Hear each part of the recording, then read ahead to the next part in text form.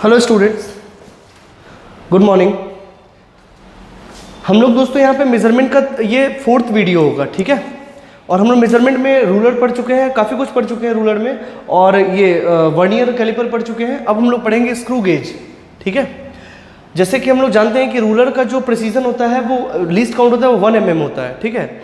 और vernier calliper का जो लीस्ट काउंट होता है वो 0.1 mm होता है, ठीक है। और जनरली स्क्रू गेज का जो लीस्ट काउंट होता है वो 0.01 mm होता है। तो हम जानते हैं कि वर्नियर कैलिपर रूलर से ज़्यादा प्रिसाइज है, उसी तरह स्क्रू गेज इन दोनों से ज़्यादा प्रिसाइज है, ठीक है। और कई बार डेली लाइफ में हम इसी को ज़्यादा यूज़ करते हैं, ठीक है। तो ये पढ़ना ज़्यादा ज़रूरी है, कोई बहुत ज़्यादा टफ नहीं है, तो और आसान है उससे। देखिए स्क्रू गेज जो बेस्ड होता है वो बेस्ड होता है स्क्रू प्रिंसिपल पे, स्क्रू प्रिंसिपल पे। अब ये स्क्रू प्रिंसिपल क्या है? स्क्रू प्रिंसिपल क्या है कि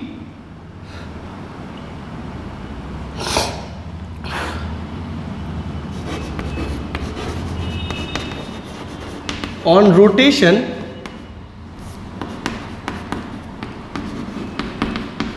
we will have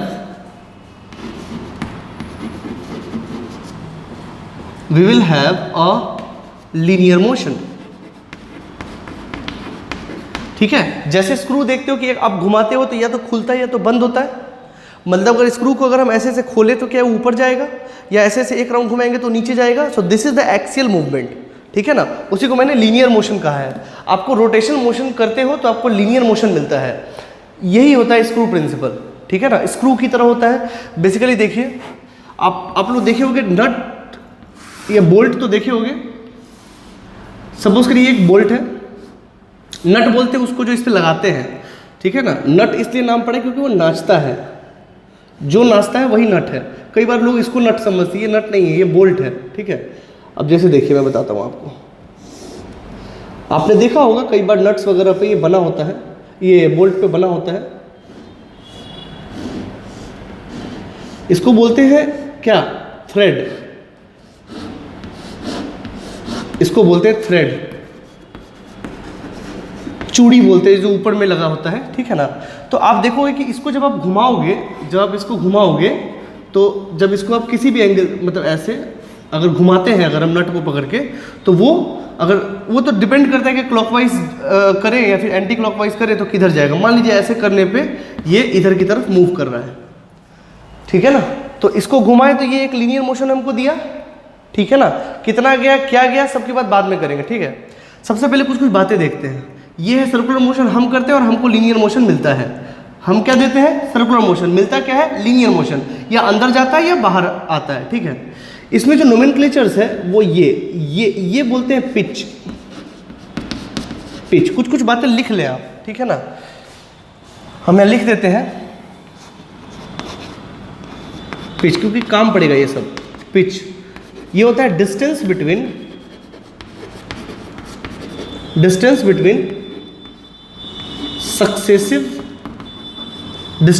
successive thread. Successive मतलब एक के बाद वाला एक, मतलब इसके बाद वाले के बीच में जो डिस्टेंस है वो बोलते हैं पिच, ठीक है। अब जो बात बता रहे हैं वो समझिए, वो बात समझने वाली बात है, ठीक है। बुकों में आपको नहीं मिलेगा, हायर स्टडीज में जाओगे तो मिलेगा।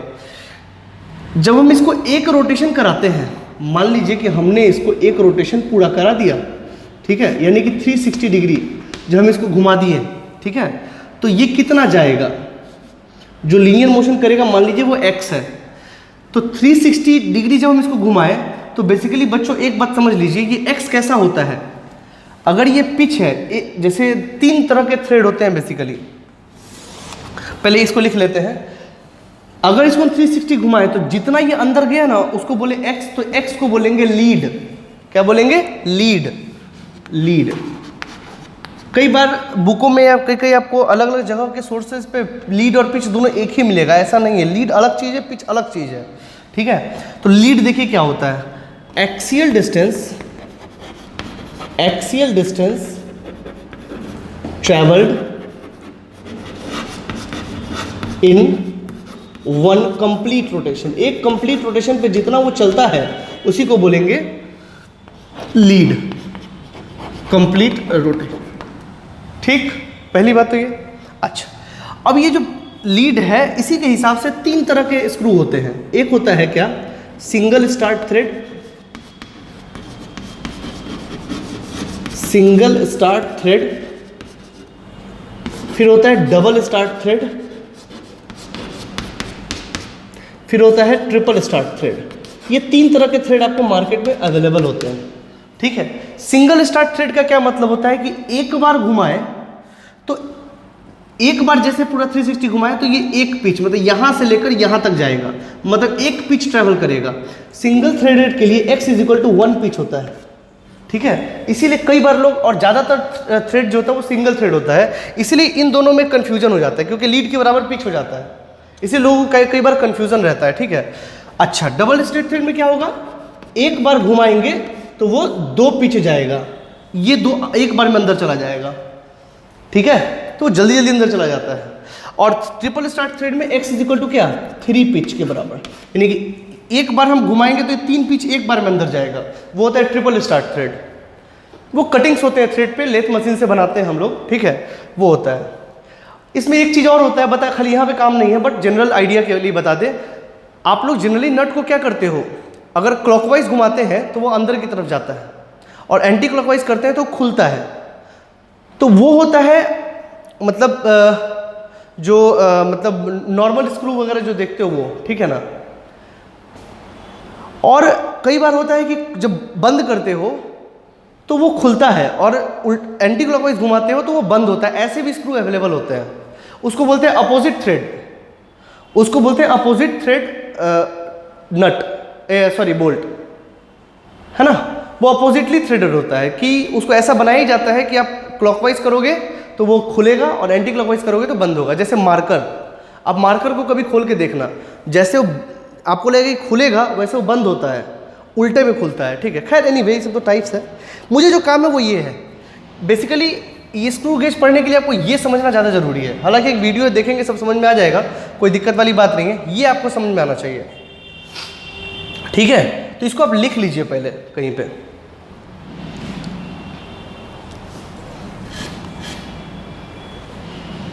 तो हमारा बेसिक फंडा क्या बना कि एक बार घुमाने पे ये एक पिच जाता है, ठीक है।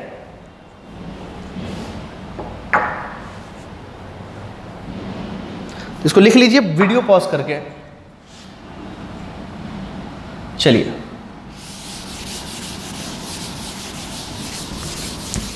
अब आते हैं स्क्रू गेज पे, ठीक है। स्क्रू गेज में भी ऐसा ही होता है, मैं दिखाता हूँ आपको, आपको सब समझ में आ जाएगा, कोई बहुत बड़ी बात नहीं है। बेसिकली स्क्रू गेज देखिए कैसा होता है।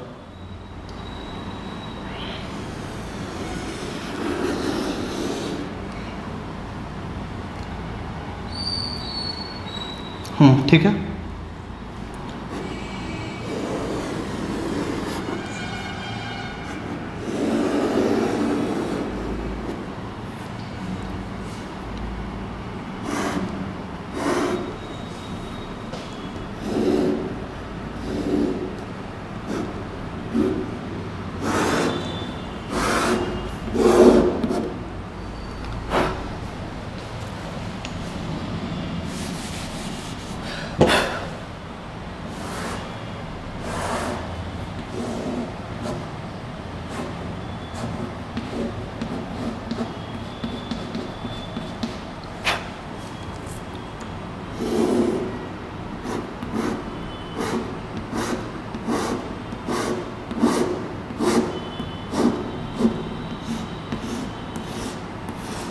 आप फिजिकली अवेलेबल होते हो तो मैं आपको दिखाता भी कैसा होता है, मैं दिखाऊंगा, आप लोग जब भी मिलेंगे हम लोग ज़रूर देखेंगे ये सारी बातें।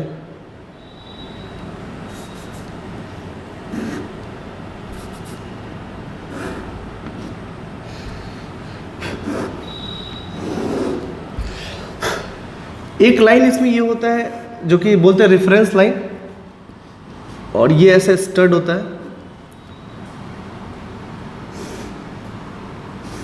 ये उसी स्क्रू से आया हुआ है।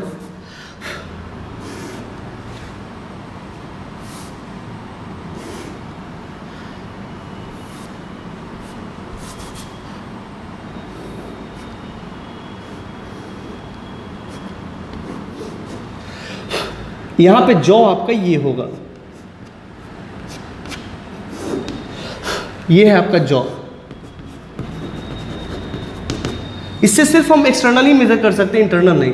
ये है रेफरेंस लाइन, ये है रेफरेंस लाइन, रेफरेंस लिख दूं क्या पूरा? ठीक है, आप समझ लीजिए रेफरेंस, REFERENCE, रेफरेंस लाइन। यहां पे दोस्तों मेन स्केल बना होता है,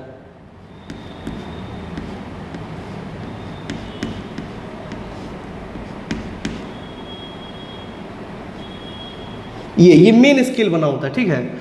और यहां पे दोस्तों सर्कुलर स्केल कटा होता है,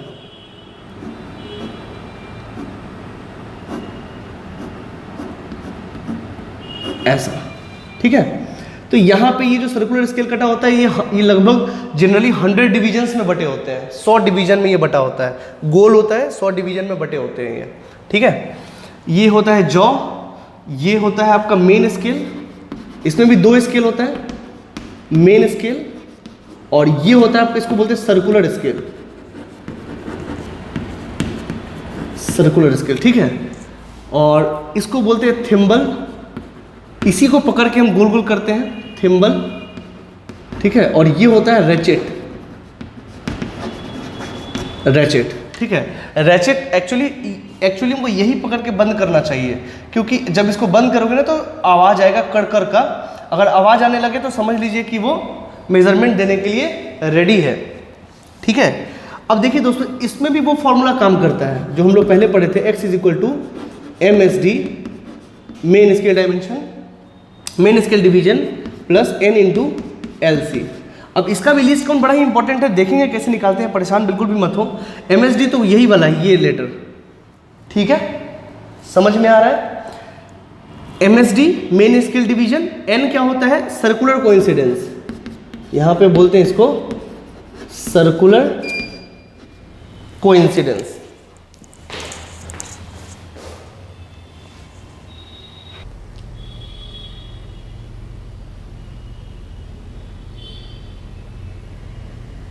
ठीक है, इसको बोलेंगे हम लोग सर्कुलर कोइंसिडेंस, ठीक है। जैसे वहां वर्नियर कोइंसिडेंस था, यहां पे ये सर्कुलर कोइंसिडेंस है, ठीक है।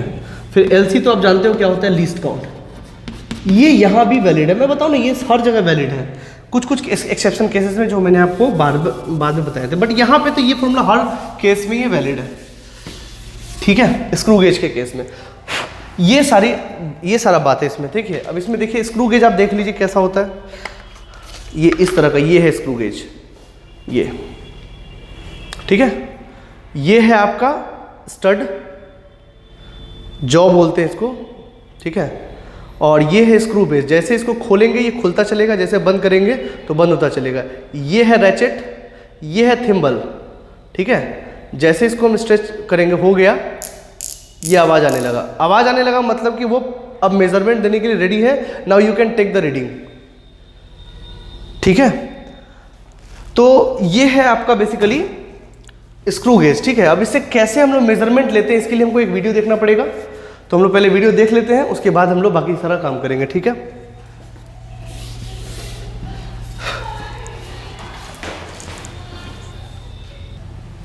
आप लोग चाहे तो इसको नोट कर लीजिए, अच्छे से बना लीजिए एक कॉपी पे, ठीक है।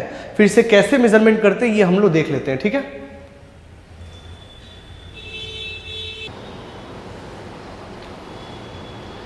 सो दोस्तों देखिए, ये स्क्रू गेज है,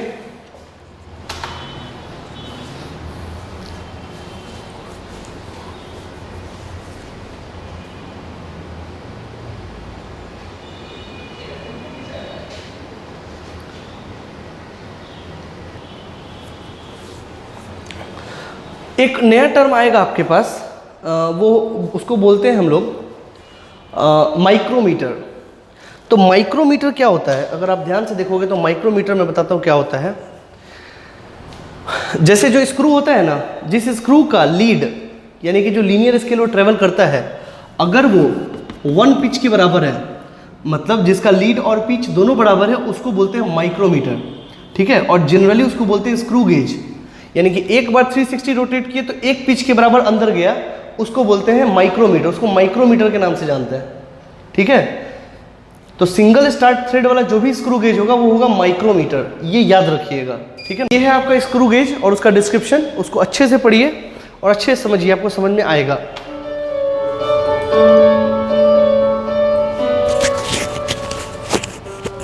Screw gauge, most commonly known as the micrometer screw gauge, is an instrument used widely for precise measurement of small objects such as wire.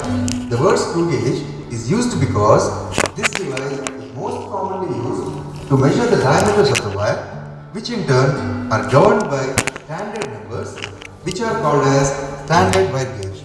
The word micrometer represents the principle on which the device works, which is called the principle of micrometer screw.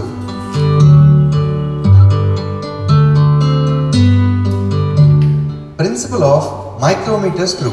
When an accurately cut single-threaded screw is placed inside a closely fitted nut and rotated, in addition to the circular motion, there is also linear motion of the screw along its axis. This distance moved by the screw in one complete rotation of the screw is equal to the distance between its two consecutive threads. This distance is called the pitch and is always constant. दोस्तों आपने देखा कि एक rotation करने पे ये एक ही pitch जा रहा है, मतलब ये सिंगल स्टार्ट थ्रेड है, ठीक है, और ये कांस्टेंट होता है किसी भी स्क्रू के लिए, ठीक है। चलिए आगे देखते हैं। In this way, the small distances moved by the screw, which are the linear distances, are amplified into larger distances, which is the rotation of the screw. These rotations can be easily measured than the linear distances moved by the screw. Thus, the screw gauge is constructed in such a way that it incorporates the principle of micrometer screw. In addition to the screw and the nut, a U-shaped frame is attached at one end of the nut. Okay, इसको बोलते हैं U shaped frame. वो जो frame आपने देखा है, मैं बताऊं, जैसे जो ये फ्रेम आता है, ये फ्रेम एक यू शेप्ड फ्रेम है जिसमें कि ये स्क्रू जो है लगा हुआ है, ठीक है, इसलिए इसको स्क्रू गेज बोलते हैं। Also called scale has readings on it. These readings measure the linear distance moved by the screw. This scale is called the linear scale. देखिए वो जो स्केल है वो लीनियर स्केल है। The U-shaped frame has a metal projection called the stud. When the screw is moved forward, the stud and the screw. देखिए जिसको हमको major करना है उसको हमको इसके बीच में रखना है, ठीक है ना, तो हमको यहाँ से रीडिंग मिलेगा। ये आपका मेन स्केल रीडिंग बताता है, ठीक है। The object firmly. The screw is attached to a built head with a sloping edge which rotates over the sleeve. This is called circular scale, okay. और सर्कुलर स्केल पे ये divisions बने हैं जो कि आपको 100 डिविजन्स होते हैं नॉर्मल स्क्रू गेज में, which is called as a circular or a head scale.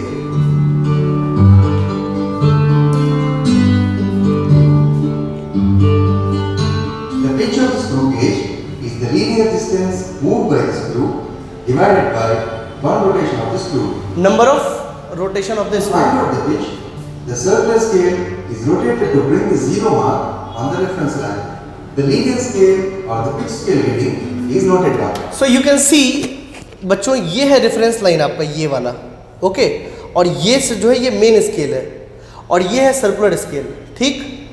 अब ये जो सर्कुलर स्केल का जो ये किनारा है वो इन दो मेन स्केल के बीच में अगर आता है तो MSD जो होगा, मेन स्केल डिवीजन जो होगा, वो ये पहले वाला होगा, ठीक है। जैसे इस केस में अगर देखें यहाँ पे अगर ये अवेलेबल है तो 0 1, तो 1 will be the main scale, ठीक है। और ये रेफरेंस लाइन से जो कोइंसाइड कर रहा है that will be our coincidence, circular coincidence जिसको बोलेंगे। जैसे वह वर्नियर स्केल कोइंसाइडेंस होता था, यहाँ पे सर्कुलर कोइंसाइडेंस है, ठीक है।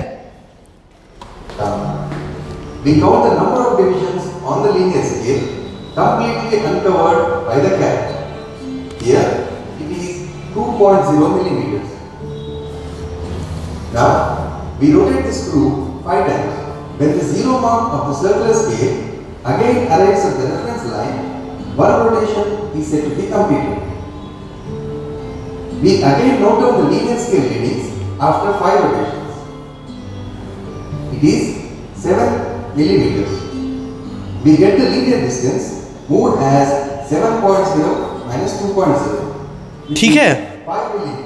अगर आप ध्यान से देखो तो ये बेसिकली क्या मेजर किया, ये मेजर किया कि 5 रोटेशन में कितना ट्रेवल किया वो, तो 5 रोटेशन में ट्रेवल किया 5 mm, आप ऐसे भी कर सकते हैं, एक रोटेशन कर, जरूरी नहीं कि 5 इंच यूज़ करें, आप एक यूज़ करके भी कर सकते हैं। सपोज करिए कि 1 mm वो ट्रेवल करता है एक कंप्लीट रोटेशन पे, ठीक है, तो उसका लीस्ट काउंट क्या होगा, 1 mm बटा नंबर ऑफ डिवीजन जितने हैं उस पर। सपोज 100 डिवीजन है तो 1 mm अपॉन 100 डिवीजन, ठीक है। देखिए Thus, pitch can be calculated as 5 millimeters, देखिए, that is pitch. which is 1 millimeter. The pitch of the screw is 1 millimeter or 0.1 centimeter. Therefore, the distance moved by the screw in one complete rotation of the circular cap is 1 millimeter. Now, the circular cap is divided into 100 divisions. Then, if the cap is moved through one division, then the distance moved is 1 by 100th of the pitch, which is the least count of the screw gauge. Yes. Pitch divided by number of divisions on the circular scale is equal to 1 divided by 100 mm, which is 0.01 millimeter or 0.001 centimeter, which is 10 to the power of minus 5 meters, which is 10 into 10 power of minus 6. That is equal to 10 into screw gauge is of the order of micrometer. It is called as the micrometer screw gauge. Friday's not.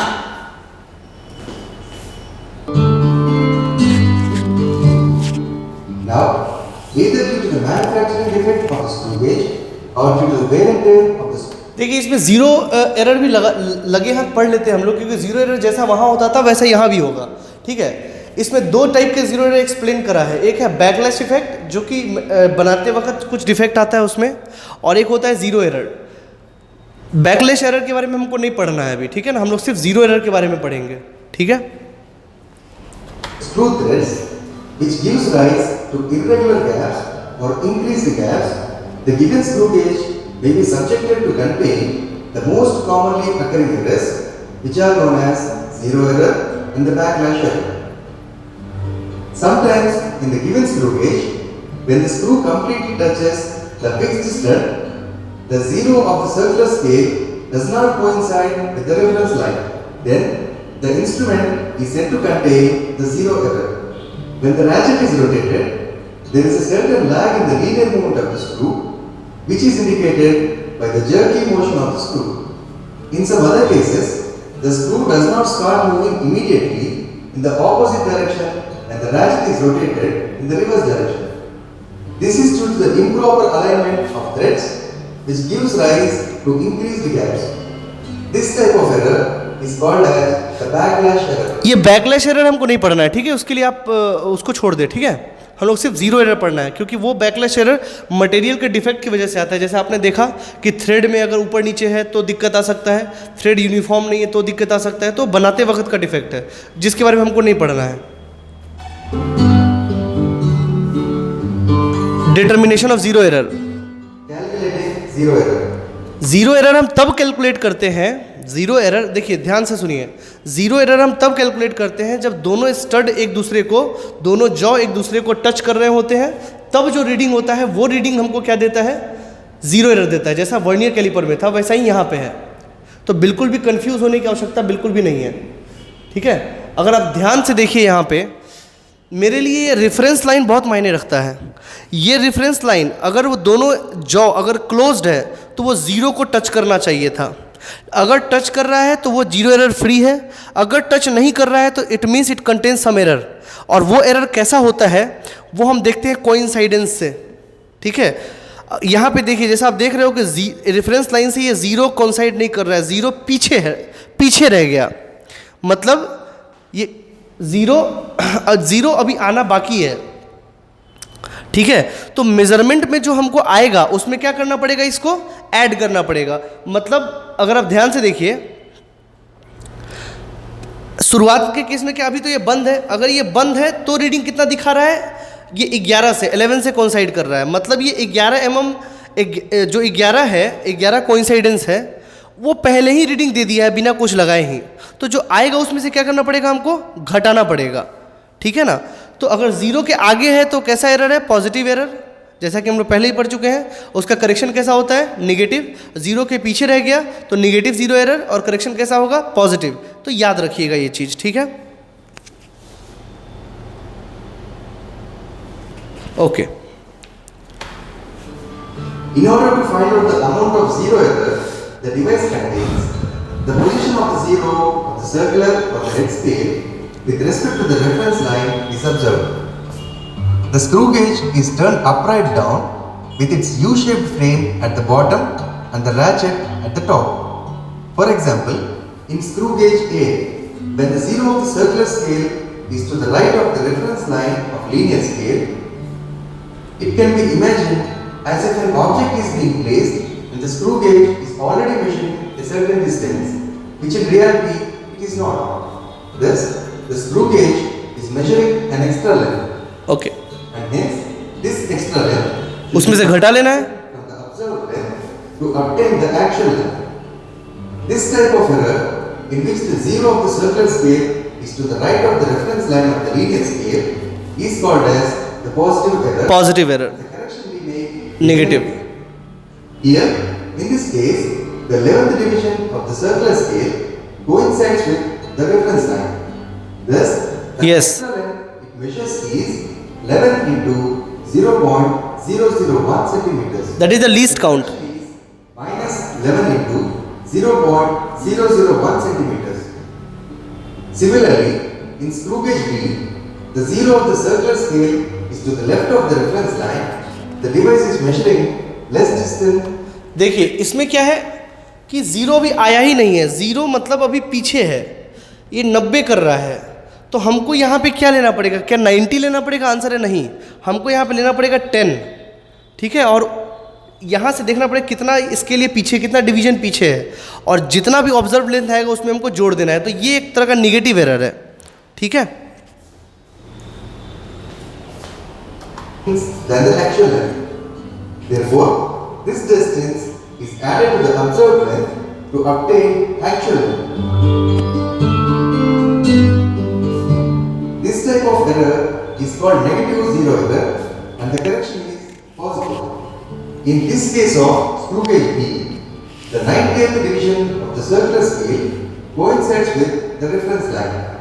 Therefore, the zero error is 10 into 0.001 centimeters and the correction is plus 10 into 0.001 centimeters.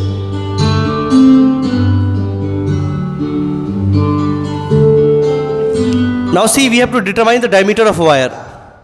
After determining the least count, pitch and the zero error of the screw gauge, we are now ready to find out the length of any object. Let us say, to find out the diameter of a wire, we place the wire between the fixed stud and the screw by slowly moving the screw with the help of the ratchet until the wire is gently held. The diameter of the wire is nothing but the distance the screw moved from position A to position B. This distance is equal to length of the portion X. आप देखिए दोस्तों, यहाँ पे अगर आप देखिए तो एक वायर रखा गया और वायर में जितना खुला ये, दैट इज़ द मेजरमेंट। उसको कैसे मेज़र करेंगे, उसको मेज़र करेंगे, यहाँ देखिए ये 0 और 1 और 1 और 2 के बीच में आया है, मतलब डायमीटर 1 पॉइंट कुछ होने वाला है, ठीक है। तो हम तो सब MSD में हम लिखेंगे 1, डिवीजन कितना होगा 1, और प्लस रेफरेंस लाइन से जो कोइंसाइड कर रहा है दैट इज़ n। यहाँ पे अगर n देखोगे तो 31 है, ठीक है, तो n is equal to 31 into least count that is 0.01 mm, तब जाके आपको आएगा 1.31 mm इसका मेजरमेंट, ठीक है। ऐसे ही मेज़र करते हैं। कोइंसाइडेंस कहाँ से देखते हैं, रेफरेंस लाइन से। एक बात याद रखिएगा ये, plus length of the portion y. As it can be clearly observed, portion x is 1 millimeter as the scale is graduated in millimeters. That is, the screw has completed one rotation. Portion y is less than 1 millimeter because the screw did not complete a full rotation but crossed 31 divisions on the head scale. Therefore, mathematically, for one complete rotation of the screw, the reading is 1 millimeter. That is, 100 divisions is equal to 1 millimeter. Therefore, 31 divisions is equal to 31 into 1 millimeter divided by 100. Therefore, portion y is equal to 0.31 millimeters. Total length is equal to portion x plus portion y, which is 1 mm plus 0.31 mm, which is 1.31 mm or 0.131 centimeters. Now, portion x is equal to linear scale reading. Portion y n is equal to 31 into 1 mm divided by 100. 31 is the number of divisions of the circular scale crossed by the reference line of the linear scale. 1 mm divided by 100 is the least count of the screw gauge. Therefore, total reading can be represented as linear scale reading plus n into least count.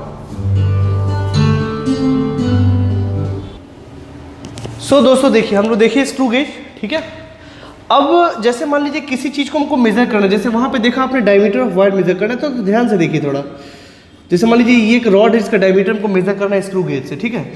तो कैसे measure करेंगे? सबसे पहले एक बार ध्यान से देखिए, जैसे अगर लीस्ट काउंट निकालना है, सबसे पहले तो ये आपको आना चाहिए लीस्ट काउंट।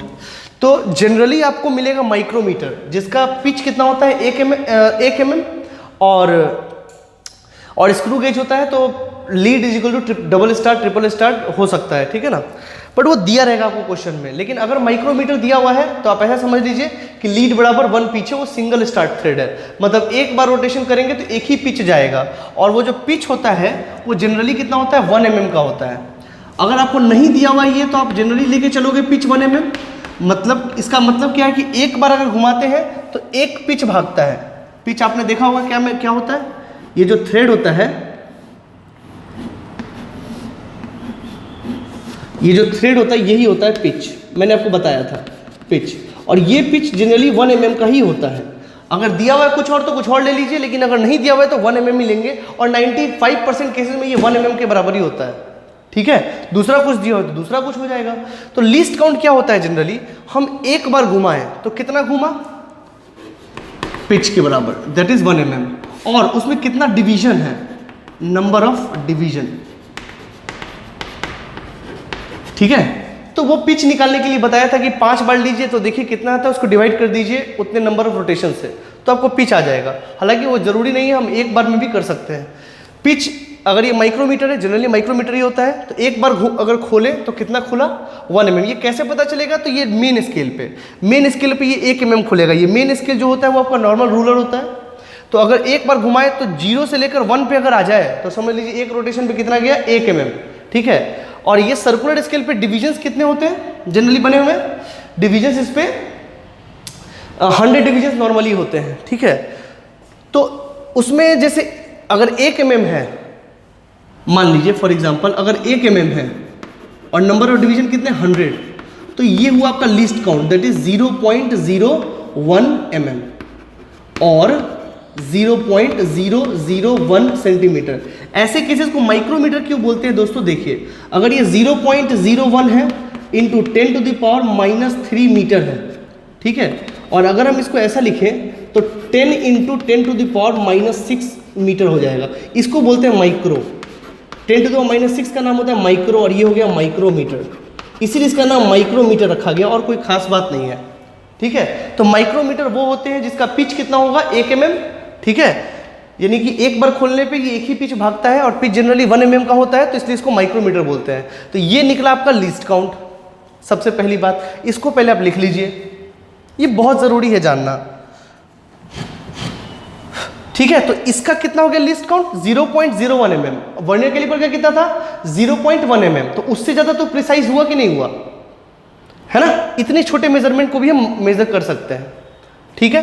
पहली बात तो ये, इसको आप वीडियो पॉज करके लिख लीजिए। चलिए अब जो मेजरमेंट है ध्यान से सुनिएगा। मेजरमेंट है, सपोज ये जो मेजरमेंट है वो है x, सपोज ये जो मेजरमेंट हमने करा डायमीटर का, मान लीजिए वो है x, तो कैसे मेजर करेंगे, वही formula main scale division plus n into L C. ठीक है, अब यहाँ हम लिख देते हैं, देखिए for MSD C main scale, main scale, और ये कौन सा लेंगे तो circular scale division close to circular scale, circular scale. ठीक है ना, ये जो आपका सर्कुलर स्केल ये दिख रहा है, ये जो सर्कुलर लाइन दिख रहा है ये, ठीक है ना, ये जिसके करीब होगा, ये जिसके करीब होगा 1 mm के करीब होगा, यानी कि सपोज करिए 0 1 2, ये 2 के करीब है, तो यहाँ मेन स्केल रीडिंग आएगा 2। ठीक है ना, सपोज करिए मेन स्केल रीडिंग में 1.5 और 1.6 के बीच में है, तो कौन सा लेंगे 1.5, पहले वाला, पहले की तरह ही। ठीक है, पहली बात तो ये। अच्छा, n is equal to circular incidence, circular coincidence. ठीक है, इसके लिए क्या देखेंगे, C circular scale, circular scale division coinciding with reference line, coinciding with reference line, reference line. ठीक है, तो ये है आपका रेफरेंस लाइन, रेफरेंस लाइन, ये लाइन। ठीक है, अच्छा, LC है तो लीस्ट काउंट जो निकाला है आपने वो। अब देखिए, अगर स्क्रू गेज का प्रॉब्लम दे दिया और लीस्ट काउंट दिया ही नहीं, तो आप मान के चलोगे 0.01 mm, अगर नहीं दिया है तो। ठीक, तो ये सारी बातें इसको नोट कर लीजिए।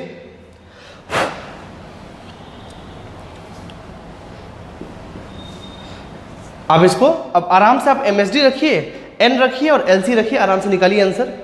ठीक है, हम इस पे एक प्रॉब्लम भी करेंगे, लिख लीजिए। चलिए, अब इसमें आता है जीरो एरर। इसमें भी जीरो एरर हो सकता है, कोई खास बात थोड़ी ना है इसमें। Zero error, zero error, it can be measured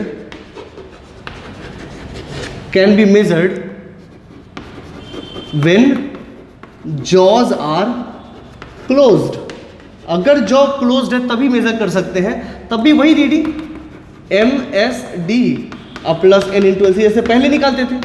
तो जॉज जब क्लोज्ड होता है तो जनरली वो 0 और 1 के बीच में होता है, तो 0 और 1 के बीच में होता है, तो कौन सा लेंगे 0, कौन सा लेंगे 0 plus n।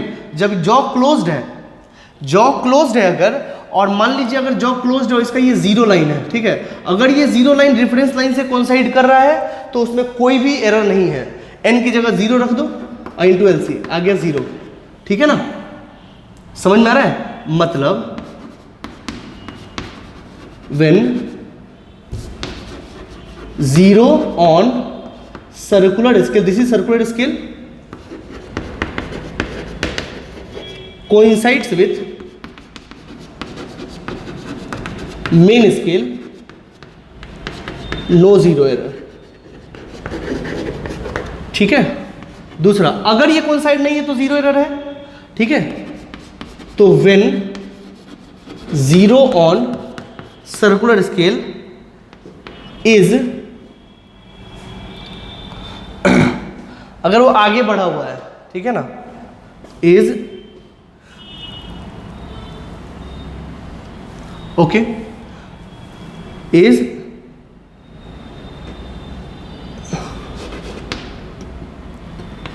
before reference line,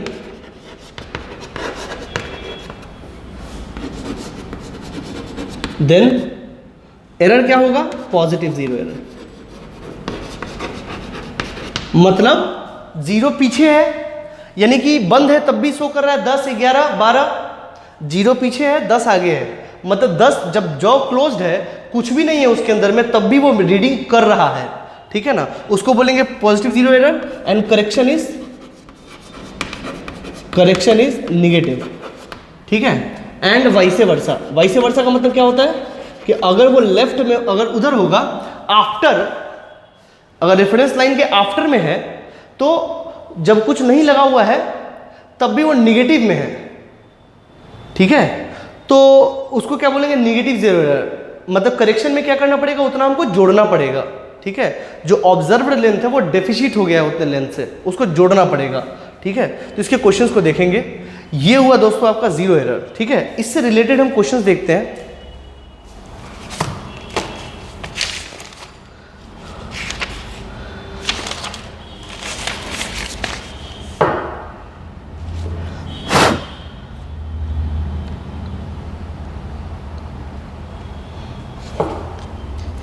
चलिए देखते हैं।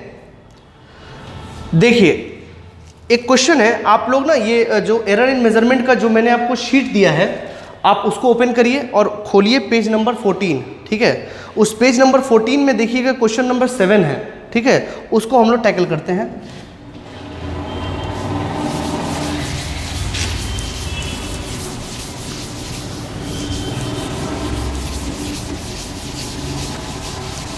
सो हम क्वेश्चन नहीं लिख रहे हैं, आप यहीं पे देखिए question number 7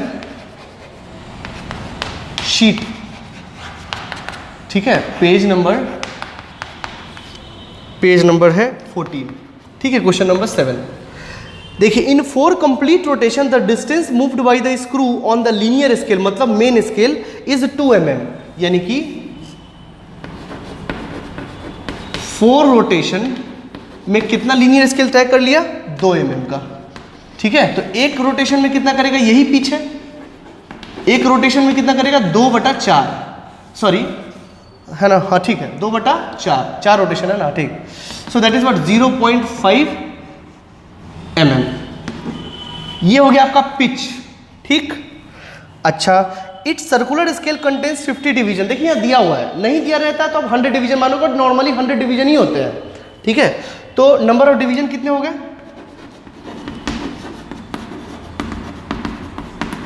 number of division हो गए 50, ठीक है।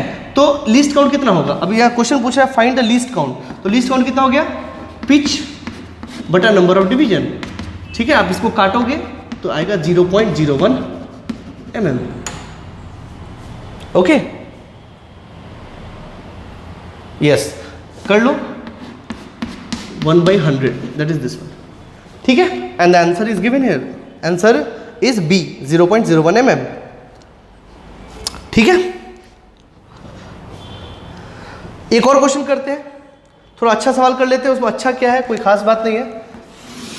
यहां देखिए, अब ये क्वेश्चन नंबर 8 उसी सीट का क्वेश्चन नंबर 8, इसमें देखो क्या पूछा है, the pitch of screw gauge is 1 mm, दे दिया है इसमें, पिच कितना है 1 mm, ये दिया हुआ है, ठीक।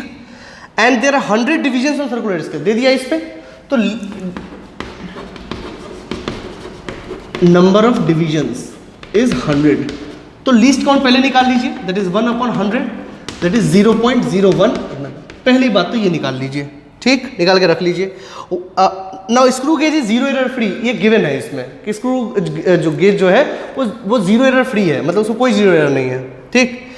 While measuring diameter of a wire the main scale reads 1 mm, तो डायमीटर मान लीजिए d, MSD plus n into LC, ये तो पहले लिख लीजिए। अब मेन स्केल क्या रीड कर रहा है 1 mm, दे दिया इसमें 1 प्लस, उसके बाद and 48th division of circular scale coincides with the reference line, दिया हुआ है n बराबर कितना है 48 और लीस्ट काउंट कितना है 0.01, so it is how much 1.48 mm, ये है इसका डायमीटर, ठीक है, ये है इसका डायमीटर, ठीक है, ओके, बहुत अच्छी बात। Now after that find the volume of the wire, और लेंथ कितना दिया हुआ है, लेंथ दिया हुआ है 5 सेंटीमीटर, ठीक है ना, मतलब इसका जो वायर है इसका डायमीटर दिया हुआ है और इसका लेंथ दिया हुआ है 5 सेंटीमीटर। क्या इसका वॉल्यूम नहीं निकाल सकते हम, अगर ये हमको सेंटीमीटर में चाहिए तो कितना हो जाएगा 0.148 सेंटीमीटर, ठीक है, क्योंकि आंसर सेंटीमीटर क्यूब में दिया हुआ है। तो क्या होगा इस वॉल्यूम वायर का, हम जानते हैं कि सिलेंड्रिकल है तो πr²h होता है, r को डायमीटर में बदल दीजिएगा तो πd²h/4 हो जाएगा, करके देख लीजिएगा, r = d/2 होता है, एंड इसका वैल्यू रखिए पाई इंटू 0.148 का होल स्क्वायर h, यानी कि h मतलब क्या, लेंथ, इसको l कर लीजिए क्योंकि यहाँ हमने l लिया है। l कितना है 5/4, ठीक है। अब इसको आप करिए, जो आंसर आएगा वो आंसर होगा, ठीक है। कैलकुलेट कर सकते हैं आप खुद से। चलिए और क्वेश्चन करते हैं। एक बार IIT JEE 2006 में भी सवाल इससे पूछा गया था, बट उसमें आप देखिएगा पेज नंबर 15 में है ये, क्वेश्चन नंबर 15 में इसमें जो n है और जो मेजरमेंट है, जो मेन स्केल का रीडिंग है वो दिखता है फिगर में। आप कभी क्वेश्चन देखिएगा IIT JEE 2006 का, IIT JEE उसमें होता था, एडवांस नहीं होता था उस समय। IIT JEE 2006 में आप देखिएगा तो स्केल बनाया हुआ है और बोला गया पहचानने के लिए कि MSD कितना है, n कितना है और LC कितना है, ठीक है ना। उसके कॉरस्पॉन्डिंगली आंसर था उसमें, ठीक है, ओके। तो उसको आप कर लीजिएगा। मैं आपको और कोई क्वेश्चन बताता हूँ।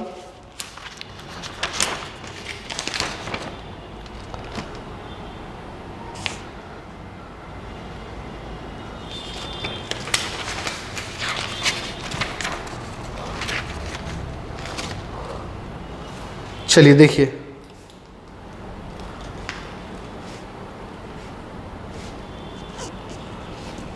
कई बार सवाल इससे पूछे गए हैं। आप आइए पेज नंबर 19 पे, and question number 38, the pitch of a screw gauge is 1 mm and there are 100 divisions on the circular scale, while measuring the diameter of a wire the linear scale reads 1 mm and 47 division on the circular scale coincides with the reference line. The length of the wire is 5.6 centimeter. Find the curved surface area in centimeter square of the wire in appropriate number of significant figure. इसमें भी कोई खास बात नहीं है, वही सवाल है, यही वाले सवाल है। अब इसमें दिया हुआ है कि appropriate figure, appropriate figure क्या मतलब है? मतलब आपको ध्यान रखना पड़ेगा किसका, सिग्निफिकेंट फिगर का। जैसे देखिए क्वेश्चन 32 हम डायरेक्ट बनाते हैं, अब डायरेक्ट बना सकते हैं। डायमीटर मेन स्केल रीडिंग कितना है 1 प्लस 47 और ये 1 mm है और 100 डिवीजन है तो 0.01, डायरेक्ट हो गया 1.47 mm, ठीक है। और सेंटीमीटर स्क्वायर में निकाला तो सेंटीमीटर कितना है 0.147 सेंटीमीटर, ठीक। पहले तो ये लिख लीजिए। फिर बोला है कर्व्ड सरफेस एरिया, तो है तो सिलेंडर और इसका लेंथ कितना दिया हुआ है, लेंथ दिया हुआ है 5.6 सेंटीमीटर, ठीक है। तो आंसर आपको कितने में, जैसे मान लीजिए इसका कर्व्ड सरफेस एरिया का निकाले, कर्व्ड सरफेस एरिया कितना होता है 2πRL, सिलेंडर का तो यही होता है ना, तो 2π इंटू D/2 इंटू L, क्योंकि डायमीटर मैंने निकाला है, 2 से 2 खत्म, तो pi into 0.147 into L is 5.6, ठीक है। अभी कितना हो गया, सो यू कैन कैलकुलेट इट, और कैलकुलेट करने के बाद जो भी आंसर आएगा उसको कितने प्लेस डिजिट तक लिखना पड़ेगा, 2, क्योंकि इन तीनों में सबसे कम सिग्निफिकेंट फिगर किस में है, इसमें बताए थे आपको मल्टीप्लिकेशन के केस में। तो जो आंसर होगा वो भी 2 सिग्निफिकेंट डिजिट का होगा, हम आपको निकाल के बताते हैं। Okay, so if you make the calculation it would B pi 0.147 into 5.6, the answer is 2.5861 centimetre square. अब ये आया, अब इसमें एप्रोप्रिएट क्या होगा, तो यहाँ पे इन तीनों में, ठीक है, ये 3.14 होता है, least number of significant digit क्या है ये, ठीक है। तो हमको 2 ही डिजिट में आंसर चाहिए होगा, तो यहाँ तक हमको इसको राउंड ऑफ करना पड़ेगा, तो 2.58 की जगह 6 हो जाएगा सेंटीमीटर स्क्वायर, ये इसका आंसर है। IIT का क्वेश्चन है, थोड़ा ध्यान रख के सॉल्व करना है, ठीक है। तो ये हुआ दोस्तों इसका सॉल्यूशन, ठीक है। Okay, so now see another question. इस तरह के सवाल आते हैं। आई थिंक अब आपका ये क्लियर हो गया होगा।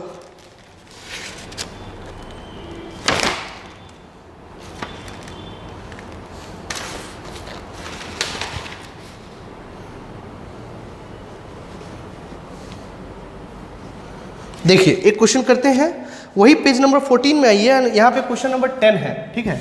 उसको सॉल्व करते हैं क्योंकि उसमें एक 0 एरर है, ठीक है। तो ध्यान से सॉल्व करते हैं इसको।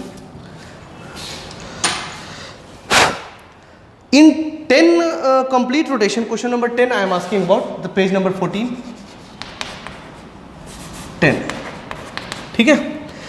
In 10 complete rotation the distance moved on the linear scale is 1 centimetre, ठीक है। यानी कि 10 rotation is equal to 1 centimetre, मतलब 10 mm, ठीक है, तो 1 रोटेशन में कितना हो गया, कितना मूव करा, 10/10 दैट इज 1 mm। पहली बात तो से ये पिच है आपका, and 100 division on circular scale, तो लीस्ट काउंट कितना हो गया, ये तो सिंपल है 1/100। इसका लीस्ट काउंट निकालना और भी सिंपल है, कोई खास बात नहीं, उतना दिमाग नहीं लगाना इसमें। ये पहली बात तो ये आ गया। When the gap is just closed, gap जब क्लोज हुआ है तो the 95th division of the circular scale coincides with the reference line. देखिए यही है कि जब गैप क्लोज्ड है तब भी रीडिंग आ रहा है, मतलब जीरो एरर है। ठीक है, तो जीरो एरर कैसे निकालेंगे, देखिए मैं बताता हूँ, समझे। जीरो एरर में the 95th division of the circular scale coincides with the reference line, you can read the question. तो 95th डिवीजन मतलब कितना पीछे है जीरो से, 5। 95 नहीं लेंगे, 5 लेंगे। अब 95th डिवीजन पे है, मतलब ये और यहाँ है ये 95th सर्कुलर स्केल पे, आप देखोगे सर्कुलर स्केल पे ये है 95th, ठीक है, और ये है आपका 0, ठीक है ना, ऐसे ऐसे स्केल बने होते हैं। तो 95 है ये, यानी कि पीछे रह गया है ये, अभी 0 आना ही था लेकिन पीछे रह गया ये, ठीक है ना। जब बंद है तो ये नेगेटिव रीडिंग कर रहा है, ठीक है, तो जो आएगा उसमें क्या करना पड़ेगा, जोड़ना पड़ेगा। तो यहाँ पे जैसे आप देखिए ध्यान से, तो कितना लेंगे, 95 लेंगे कि 5 लेंगे, तो आंसर है 5 लेंगे। तो 5 पहले तो मेन इसकी रीडिंग तो 0 है, डेफिनेटली 0 होना ही पड़ेगा इसको, ये यहाँ पे ऐसे होगा ये 0, ठीक है। तो 0 प्लस n कितना होगा 5, लीस्ट काउंट कितना होगा 0.01 दैट इज 0.05। इतना हमको जोड़ देना है जो रीडिंग आएगा हमारा। अब देखिए, while measuring the diameter of a wire, देखिए अब डायमीटर लीनियर स्केल कितना रीड कर रहा है 2 mm, तो 2 प्लस और 45th division on the circular scale, तो 45th इंटू 0.01, ठीक है, तो ये कितना हो गया 2.45 mm। क्या ये सही है, आंसर है नहीं, अभी तो ये काम करना है ना। तो D ये तो आगे एरर के साथ में, अब D एक्चुअल कितना होगा, तो 2.45 तो आ गया। अब इसमें क्या करना है, 95 है पीछे है तो निगेटिव 0 एरर है, तो निगेटिव 0 एरर है, इसका क्या मतलब, देखिए यहाँ 0 ऊपर है लाइन के, तो 95 मतलब पीछे रह गया, तो एरर तो निगेटिव है, करेक्शन कैसा होगा, positive. You have to add 0.05 and it is how much 2.5। क्या 2.5 लिखने से सही होगा, आंसर है नहीं, you have to add 2.50 mm because least count is what, decimal के बाद 2 डिजिट तक 2.50। 2.5 और 2.50 से कैलकुलेशन में दिक्कत नहीं आता है, बट रिप्रेजेंटेशन का अपना तरीका है, मैंने पढ़ाया है आपको सिग्निफिकेंट फिगर में, ठीक है। So this is what 2.50 mm। अब इसमें पूछा क्या है, find the cross sectional area. क्या दिक्कत है भाई क्रॉस सेक्शनल एरिया में, क्रॉस सेक्शन एरिया क्या होता है, अगर ये वायर है तो सिलिंड्रिकल है, क्रॉस सेक्शन एरिया के लिए हमको क्या चाहिए, सिर्फ ये सर्कल, यही ना है क्रॉस सेक्शन, मैंने पढ़ाया है आपको। क्रॉस सेक्शन काटने से जो निकलेगा, अगर इसको हम यहाँ से काटे तो क्या सर्कल ही निकलेगा ना, इसी का एरिया निकालिए। क्या होता है क्रॉस से, पाई r स्क्वायर, या डायमीटर है तो पाई d²/4, ठीक है। तो अब ये कर लीजिए, पाई d कितना हो गया 2.50 का होल स्क्वायर अपॉन 4, ठीक है, और ये सेंटीमीटर में दिया हुआ है तो कितना हो जाएगा 0.250। खैर सेंटीमीटर में से चेंज किया, बाकी और कोई दिक्कत नहीं है। So now we have to just see 0 pi into 0.250 square 4, so its answer is 0.04908, ठीक है। अब हमको कितने डिजिट तक चाहिए, कितने सिग्निफिकेंट डिजिट तक, 4, 1 2 3 4, 1 2 3 4, that is 0.049 centimetre square, okay, and yes you can see the answer, okay. So it's option is B. ये हुआ स्क्रू गेज का प्रॉब्लम, ठीक है। आई होप आपको ये समझ में आया हो, ठीक है। तो स्क्रू गेजेस की प्रॉब्लम आएंगे तो ऐसे सॉल्व होंगे, और वेरी बहुत ही सिंपल है, कोई दिक्कत है ही नहीं। यही 95 की जगह अगर 5 होता तो आगे बढ़ता, पॉजिटिव 0 एरर होता और वो घट जाता। ये किस टाइप का 0 एरर है, निगेटिव, तो इसका करेक्शन क्या होगा, पॉजिटिव, ठीक है।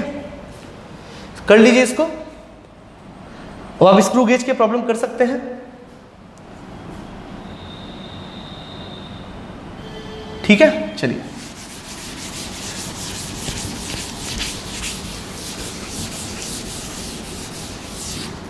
एक होता है दोस्तों स्फेरोमीटर। स्फेरोमीटर ये क्या होता है भाई? It is a device use to measure, it is a device use to major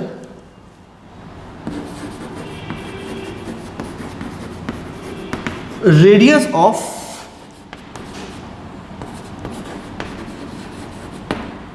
spherical, radius of an spherical shape।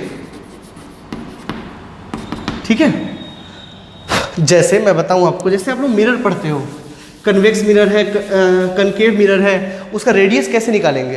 हालांकि आपके सिलेबस में कुछ ज़्यादा है नहीं मेंशन, ठीक है, बट मैं आपको फिर बता दे रहा हूँ आपकी जानकारी के लिए, ठीक है, कि जैसे मान लीजिए कि ये है आपका, ये आपका कन्वेक्स मिरर है, ठीक है, ये है कन्वेक्स मिरर, इसका रेडियस जानना है हमको।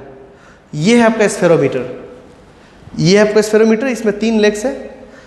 इसको ऐसे एकदम फ्लैट सरफेस पे रख के और इसको ऐसे रख के हम देखते हैं, रीडिंग्स लेते हैं। कैसे करते हैं हम आपको दिखा देते हैं।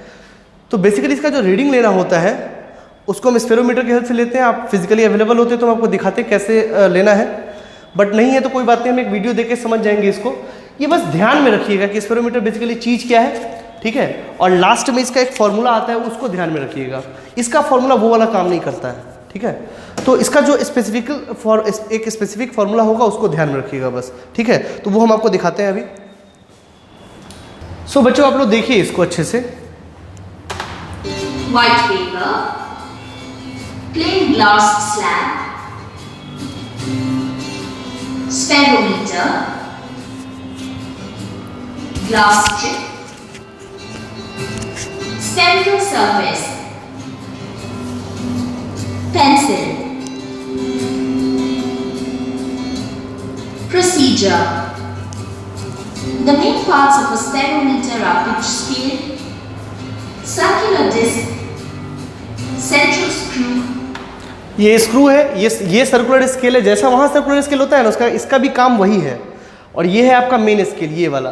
2 स्केल तो होने ही होने हैं, ठीक है, और ये है आपका स्क्रू, ठीक है। प्रोसीजर ध्यान से देखिए, इसमें समझ में आएगा आपको। And 3 legs. Calculation of least count. Spherometer is placed on a large. इसका कैलकुलेशन वैसे ही होता है जैसे कि आप लोग पहले किया करते थे, pitch upon number of division, ठीक है। इसमें भी नंबर ऑफ डिवीजन 100 होते हैं। यहाँ जो आप देखोगे ये नंबर ऑफ डिवीजन है, ये 100 होते हैं, ठीक है, और ये मेन स्केल है। एक बार घुमाने पे ये जितना मूव करेगा, जनरली 1 mm ही करता है, 1 mm बटा 100 दैट इज 0.01 mm। तो इसका भी जो लीस्ट काउंट है वो 0.01 mm ही है। Glass slab so that its 3 legs rest on it. Bring 0 of circular scale opposite to pitch scale. Turn the screw 4 complete rotations. Note the distance d moved by the screw on the pitch scale. Now, pitch is equal to distance moved by number of full rotations. Calculate the least count of the spherometer using the formula LC is equal to pitch by number of divisions of the circular scale. Now, press the spherometer gently on a sheet of paper so that the 3 legs prick the paper. क्या करना है, एक paper लेना है, plane sheet, उसको ऐसे करना है, डिप करना है, और उसमें पॉइंट्स बने होते हैं, उससे आप छेद कर लीजिए उसमें, ठीक है। तो 3 पॉइंट मिलेंगे, उन तीनों को जोड़ लीजिए आप, ठीक है, और उसके लेंथ मेजर कर लीजिए, ठीक है। उसके बाद देखिए क्या करना है। You can see here. Join these pricks by using the scale and mark A, B and C. Calculate the distance between the 2 legs of the spherometer. For the given spherometer it is 4 cm, 4 cm and 4 cm। तो उससे आपको एक L निकलता है। L कुछ नहीं होता है, इन तीनों को जोड़ के डिवाइड 3 कर देते हैं, दैट इज एवरेज लेंथ बोलते हैं उसको। These distances You can see here. BC and AC and take their mean as L. For this case तीनों बराबर है तो तीनों को डिवाइड करेंगे 3 से तो 4 ही आएगा। Spherical surface. देखिए ध्यान से, Raise the spherometer sufficiently enough to keep the given spherical surface on the you can see this is a mirror और लेंस, ठीक है ना। जो भी एक स्फेरिकल सरफेस, इसका रेडियस मेजर करना है हमको, इसको ऐसे रखना है और ऊपर से इसको रखना है। large plain देखिए, glass slab. yes. Gently turn the screw downwards till the screw tip just touches the spherical surface. इसको ऐसे अंदर करना है जैसे कि जस्ट वो टच कर जाए। टच कैसे पता चलेगा, इसमें आप एक पेपर स्ट्रिप डाल के देखिए। अगर पेपर स्ट्रिप चला जाए उधर तो मतलब टच नहीं किया है, और अगर नहीं जाए, मुड़ जाए पेपर स्ट्रिप, तो मतलब कि अभी भी उसमें मतलब वो टच कर चुका है अब, ठीक है। वापस चला गया तो यानी कि गैप है, उसमें गैप नहीं रहना चाहिए। Insert a paper strip for confirmation. Yes, you can see here. If the paper strip cannot be inserted, then the screw tip is in direct contact with the glass strip and the measurement can be made. Note the reading of the circular disc scale which is in line. Now you have to just do the reading. Reading वैसे ही करते हैं जैसे यहाँ पे होता है, ठीक है ना। यही जीरो आपका रेफरेंस लाइन है, मतलब रेफरेंस लाइन नहीं है, मतलब बेसिकली ये खुद में एक रेफरेंस लाइन है। ये अब ये जिसके बीच में होगा, जैसे अब मैं आपको दिखाता हूँ, ये जैसे सर्कुलर स्केल है, ये सर्कुलर स्केल इन दोनों के बीच में है अगर, तो रीडिंग क्या होगा, ये वाला, मतलब 0 1 इसका रीडिंग होगा।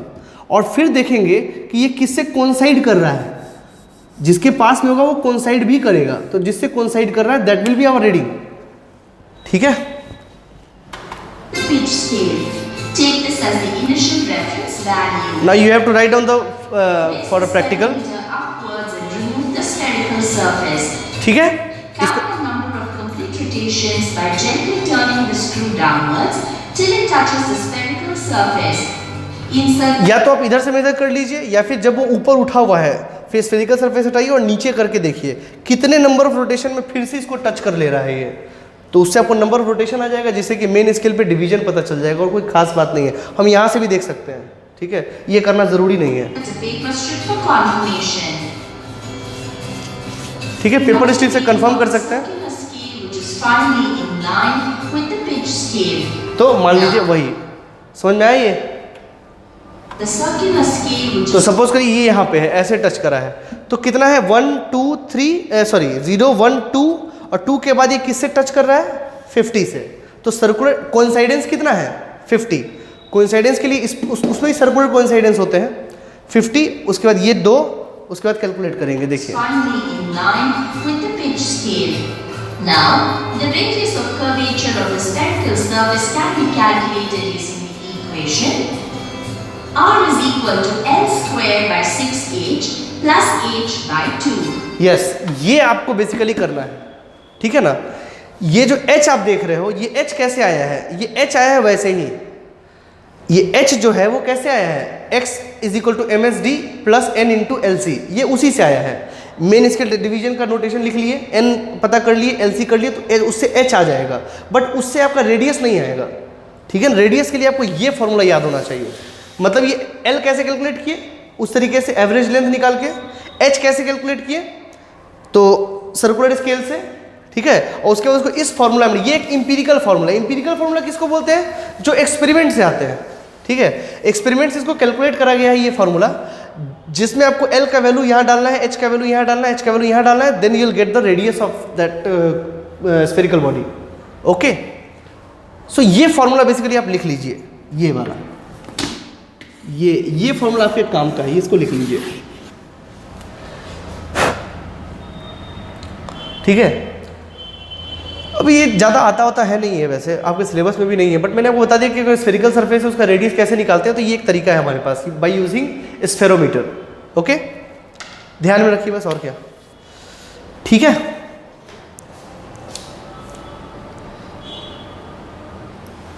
तो दोस्तों हमने देखा कि इसमें किस फार्मूला को यूज़ करना है, वो मेरे लिए ज़्यादा इम्पॉर्टेंट था। जो रेडियस ऑफ कर्वेचर जो आता है वो आता है L square upon 6h plus h/2, जिसमें कि h निकलता है उसी तरीके से MSD plus n into L C, ये रीडिंग हम उससे ले लेते हैं। देखिए यही है वो स्फेरोमीटर, ठीक है। You can see here, this is the spherometer and this is the reading,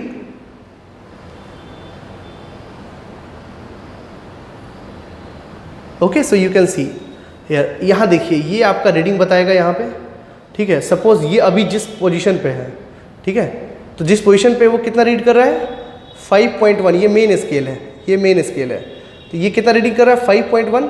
अब सर्कुलर स्केल पे देखते हैं वो कितने से टच कर रहा है, कौन साइड कर रहा है। इसके लिए देखिए यहाँ पे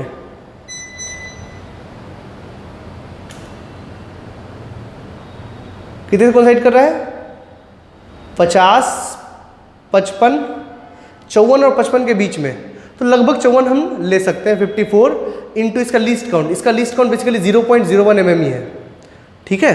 तो ये है बेसिकली आपका स्फेरोमीटर, तो ध्यान रखिएगा। कभी कोई बोले स्फेरोमीटर तुमने देखा है, तो बोलना हाँ देखा है। मैं आपको और भी बता सकता हूँ इसमें, आप फिजिकली प्रेजेंट होते तो हम आपको इससे निकाल के भी बता देते, ठीक है। ये और L बराबर क्या होता है A plus B plus C upon 3। A B C क्या है साइड्स ऑफ द, जैसे ये देख रहे हो आप, ये तीन स्टैंड है, ठीक है ना। तो ये 3 स्टैंड का जो ये होता है, पेपर पे आपने देखा होगा, दिस इज A B, किसी को भी ले लीजिए, और ABC/3 that is this one, ठीक है। इसमें भी जीरो एरर हो सकता है। जीरो एरर होगा तो मैनिपुलेशन यहाँ पे करेंगे, कैसे करेंगे पिछले बार की तरह, ठीक है, करके फिर H निकालेंगे, L निकालेंगे, and we have to put in this equation, this empirical relation, spherometer का रिलेशन है ये।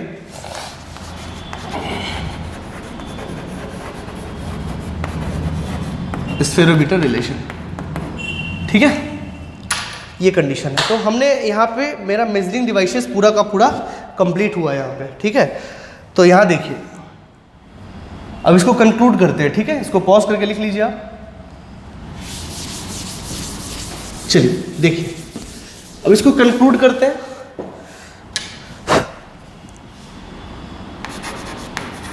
क्या मेजर कर रहे थे हम लोग अभी तक? लेंथ।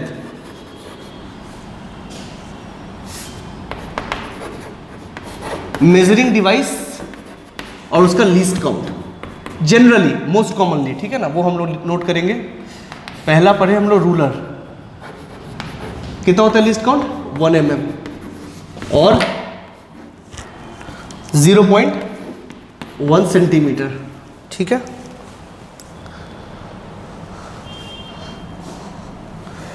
आफ्टर दैट हम लोग पढ़े वर्नियर कैलिपर, कितना होता है इसका 0.1 mm लीस्ट काउंट और 0.01 सेंटीमीटर, ठीक है। फिर हम लोग क्या पढ़े स्क्रू गेज, स्क्रू गेज और माइक्रोमीटर मैंने बता दिया। जनरली स्क्रू गेज जो आएगा वो माइक्रोमीटर ही आपको आता है, ठीक है ना। स्क्रू गेज कितना होता है 0.01 mm और 0.001 सेंटीमीटर, ठीक है। फिर आता है फोर्थ स्फेरोमीटर, स्फेरोमीटर 0.01 mm और 0.001 सेंटीमीटर।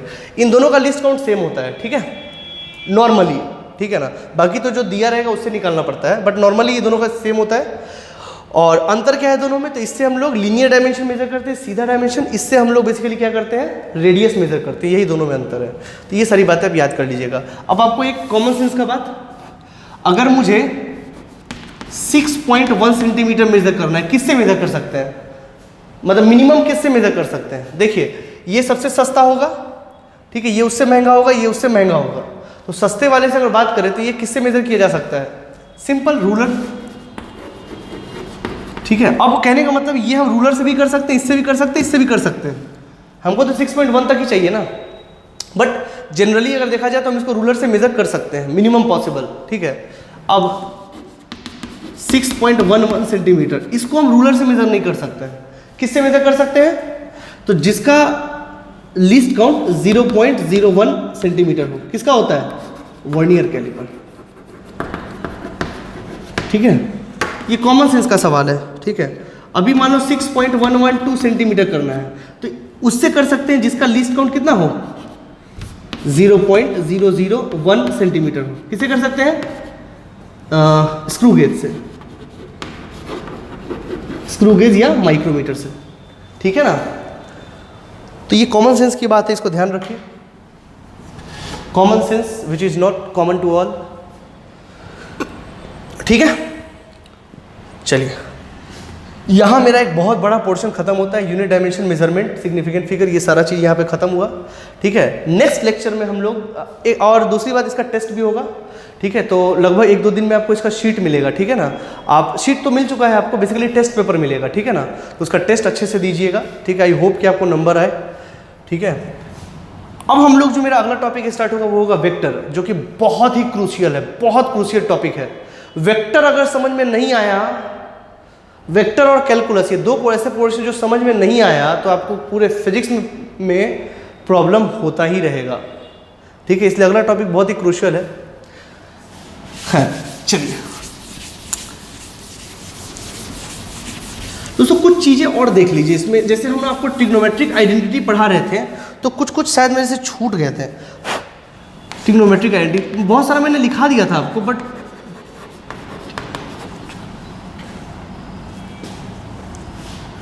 ट्राइगोनोमेट्रिक आइडेंटिटी, इसमें कुछ छूट गए थे बेसिकली दोस्तों, उसमें लिख लीजिए आप। एक था आपका साइन 2 थीटा बराबर क्या होता है, इसको साइन थीटा प्लस थीटा और साइन ए प्लस बी के फॉर्मूला पे डाल दीजिए, आ जाएगा आपका।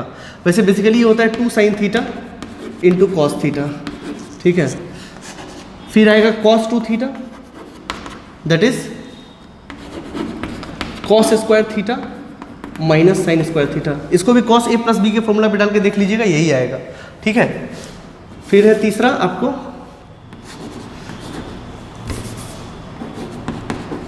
Sign square theta plus cos square theta is equal to 1। ठीक है, और दूसरा cot square theta minus cosec square theta is equal to 1। Sec square theta minus tan square theta is equal to 1। I think मैंने कुछ गड़बड़ करा दिया, हाँ शायद यहाँ गड़बड़ है। Cosec square theta minus cot square theta equal to 1। ठीक है, अब इसको चेक भी कर सकते हैं, कोई बहुत बड़ी बात नहीं है। कॉसेक मतलब क्या होता है, इसको चेक करना है। कॉसेक मतलब क्या होता है, साइन का उल्टा। साइन होता है p बाई एच, तो ये होता है h by P, H square by P square. ठीक है, minus cot square theta, cot square क्या होता है b by P, tan theta होता है p बाई बी, तो कॉट होता है b बाई पी, तो b square by P square. ठीक है ना, स्क्वायर है ना, इसलिए यहाँ पे कर लेंगे H square minus B square upon P square. So you will see it will be B square upon sorry P square upon P square. काटोगे तो 1 आएगा, चेक कर सकते हो, कोई दिक्कत वाली बात नहीं है। ठीक है, आफ्टर दैट एक है ये सब लिख लीजिए, ये सब आपको काम आएगा। ठीक है, ये सब लिख लीजिए। ठीक है, दूसरा फिर यहाँ पे और भी आइडेंटिटी है, जैसे सम टू प्रोडक्ट। जैसे मान लीजिए आपको लिखा हुआ है sine A plus sine B. ठीक है, ये होता है 2 sine A plus B by 2 into cos A minus B by 2। ये सब आइडेंटिटी है, मैं इसे प्रूफ नहीं करा रहा, प्रूफ आप लोग मैथमेटिक्स में देखोगे। मुझे हो सकता है कुछ कभी कभी काम आ जाए, तो याद रह जाए तो कोई दिक्कत वाली बात नहीं है। ठीक है, फिर दूसरा sign A minus sine B. ओ अच्छा, मैंने ये ले लिया क्या, साइन ए और बी, ऐसे कर लीजिए। Sine A plus sorry sine A minus sine B, that is 2 sine A minus B by 2 into cos A plus B by 2, उल्टा हो जाएगा। ठीक है, फिर है तीसरा cos A plus cos B is equal to 2 cos A plus B by 2 into cos A minus B by 2। ठीक है, ये सम टू प्रोडक्ट है, सम टू प्रोडक्ट। ठीक है ना, आइडेंटिटी। फिर आएगा cos A minus cos B is equal to minus 2 sine A plus B,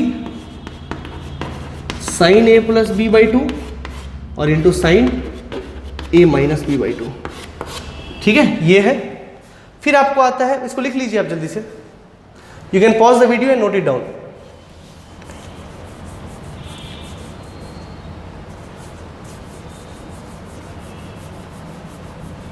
okay चलिए अब आते हैं कि इसका उल्टा होता है, product to sum formula.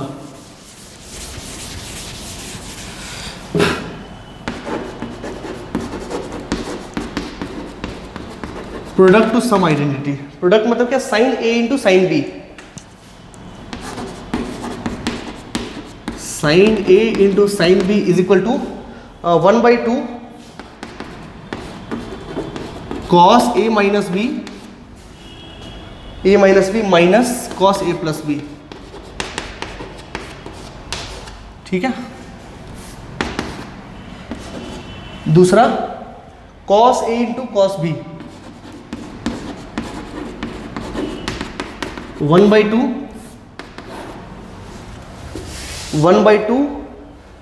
Into cos A minus B plus cos A plus B.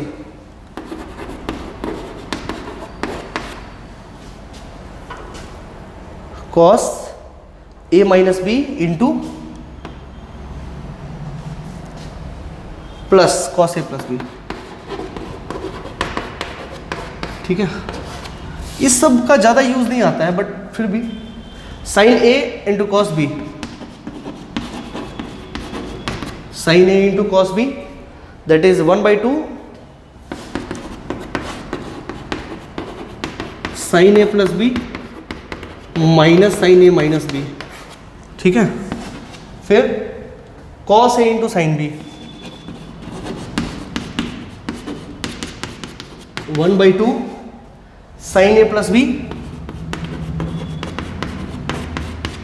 Plus, sorry यहाँ प्लस है, यहाँ माइनस है, minus sine A minus B. ये बेसिकली ये फॉर्मूला ज़्यादा काम में नहीं आएगा, ठीक है ना। ये मेरे काम का फॉर्मूला नहीं, मेरे काम का फॉर्मूला 1, 2 और जो तीसरा लिखा है सम टू प्रोडक्ट, ये 3 आप याद रखिएगा ना तो आपका काम बेसिकली बन जाएगा। हालांकि ये भी याद रह जाए तो कोई बुरी बात नहीं है। ठीक है। ये सारा चीज़ आप लिख लीजिए।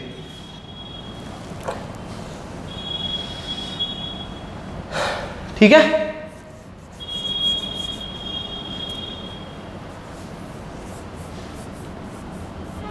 ठीक है। अब इसी में आपको एक tan का भी होगा फॉर्मूला, tan 2 थीटा। tan 2 थीटा क्या होता है, तो ये sine 2 theta upon cos 2 theta. इसको ध्यान रख लीजिए, 2 sine theta cos theta upon cos square theta minus sine square theta. Divide कीजिए दोनों साइड कॉस स्क्वायर थीटा से, तो जब डिवाइड करोगे तो आएगा 2 sine theta into cos theta divided by cos square theta upon, divide करो कॉस स्क्वायर थीटा से तो ये हो जाएगा 1 और minus sine square theta upon cos square theta. ठीक है। यहाँ से एक चला जाएगा और ये कितना आएगा 2 tan theta upon 1 minus tan square theta. ये होता है 2 tan 2 थीटा का फॉर्मूला। ठीक है। ये कहाँ काम आएगा मैं बताता हूँ आपको।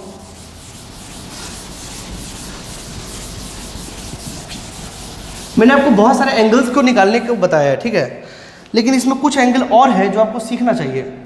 जैसे मैं बताऊं, कोई अगर आपसे पूछ दे कि बताओ बेटा साइन 22.5 डिग्री कितना होता है, तो ये कुछ सोच के दिया गया हुआ है, ये आप निकाल सकते हो। ठीक है। ये कोई बहुत बड़ी बात नहीं है, ये निकाला जा सकता है। अगर आप ध्यान से देखो तो साइन 22.5 डिग्री कितना हुआ, अगर आप देखो ध्यान से, कैसे निकालेंगे इसको, यहां पुट करिए साइन, ऐसे कर लीजिए,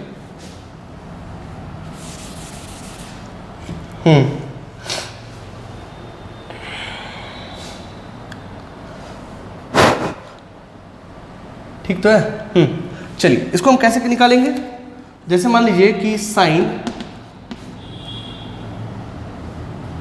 हाँ 2 इंटू थीटा, मतलब 2 इंटू 22.5 डिग्री क्या होगा, वो होगा 2 sine theta that is 22.5 into cos 22.5। ठीक है।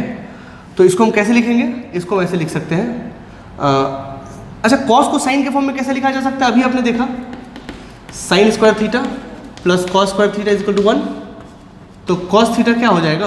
That would be root under 1 minus sine square theta.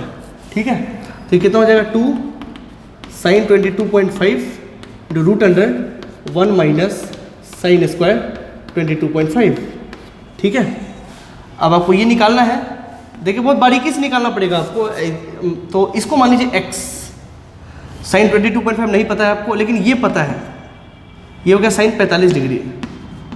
ठीक है, इज इक्वल टू साइन 22.5 को x मान लीजिए, root under 1 minus X square.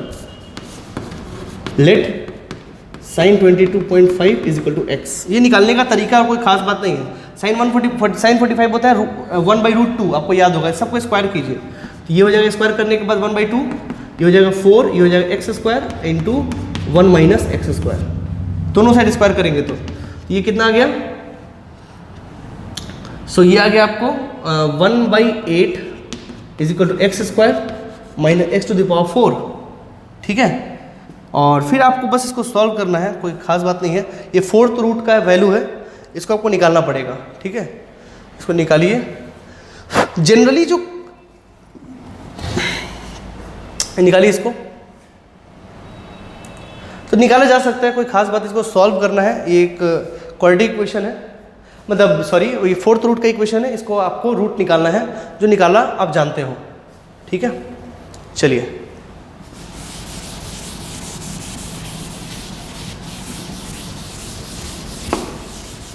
कई बार tan पूछता है, ज़्यादातर यही पूछता है इससे। तो tan 22.5 कितना होता है? फॉर्मूला में रखिए। इसमें कैसे निकालेंगे? ऐसे। ठीक है, और उत्तर आता है 2 tan 22.5 अपॉन 1 माइनस tan 22.5 का स्क्वायर। ठीक है, अब ये हो गया tan 45। tan 45 होता है 1 इज इक्वल टू 2, इसको x मान लो, 2x upon 1 minus X square. Generally यही पूछता है basically, 1 minus X square 2x। ठीक है ना, एक्स स्क्वायर उधर जाएगा तो प्लस 2x माइनस 1 बराबर 0। और ये है क्वाड्रेटिक इक्वेशन आपका। ठीक है, जिसको सॉल्व करने का। अच्छा एक बात और, कभी भी क्वाड्रेटिक इक्वेशन आता है तो आपको एक बात, पता नहीं पढ़े हो कि नहीं पढ़े हो, बट आपको याद होना चाहिए, ax square plus bx plus c is equal to 0। ये होता है क्वाड्रेटिक इक्वेशन। ठीक है, इसका जो रूट निकलता है वो होता है क्वाड्रेटिक फार्मूला से, जिसको श्रीधराचार्यास रूल भी बोलते हैं। आप लोगों ने शायद 10th में पढ़ा होगा ये।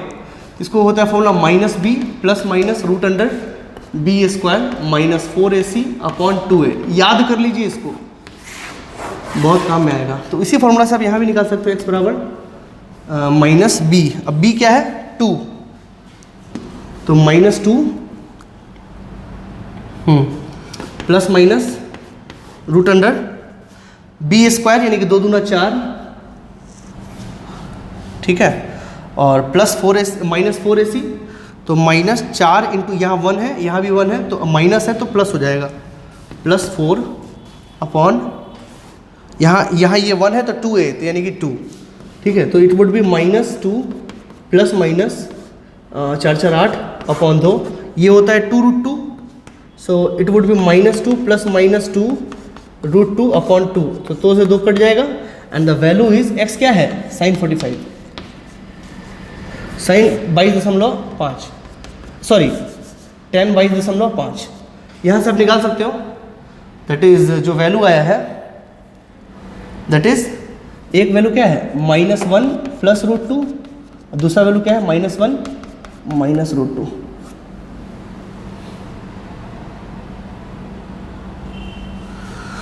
ठीक है, जो काम का वैल्यू है वो लिख लीजिए। तो ये एक तरीके का है जो रिलेशन जो आपको आना चाहिए।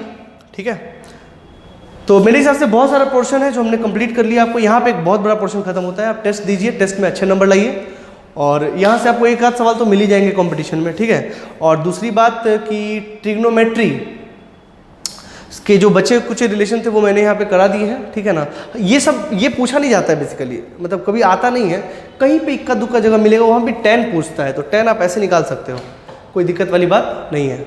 ठीक है, तो इसको पढ़िए अच्छे से। तब तक के लिए थैंक यू। नेक्स्ट लेक्चर में हम लोग वेक्टर स्टार्ट करेंगे। ठीक है, थैंक यू। दोस्तों एक लास्ट चीज़ हम आपको बता देते हैं, आप इस पर कंफ्यूज मत रहिएगा, सॉरी मैंने बताया नहीं, ये इसमें आप कंफ्यूज मत रहिएगा कि ये दोनों में से कौन सा वैल्यू ले। देखिए मैं आपको समझाता हूँ कैसे। इसको रब करते हैं। जो दो वैल्यू आए हैं, अगर 22.5 देखो तो फर्स्ट क्वाड्रेंट में होता है कि सेकंड क्वाड्रेंट में? आपको पता है किस क्वाड्रेंट में होता है? वो फर्स्ट क्वाड्रेंट में होता है। तो 22.5 में जो फर्स्ट क्वाड्रेंट में नेगेटिव नहीं हो सकता, वो पॉजिटिव ही होगा। अगर पॉजिटिव हो तो ये वाला थोड़ी नहीं लेंगे, ये वाला नहीं लेंगे, ये वाला लेंगे, ठीक है ना। तो इसमें कंफ्यूज मत रहिएगा, सर छूट गया था, इसको देख लीजिए।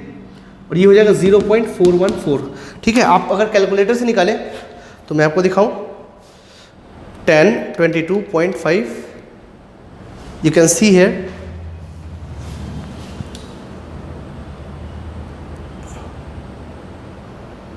so you can see 10, 22.5, 0.414 वो आ गया, ठीक है। तो कंफ्यूज मत रहिए, ठीक है ना, ठीक है। तो आई होप कि आपको वो कंफ्यूजन होगा, इसलिए मैंने आपको बता दिया है, ठीक है ना। तो परेशान मत हो, ठीक है, अच्छे से पढ़ाई कीजिए। Thank you.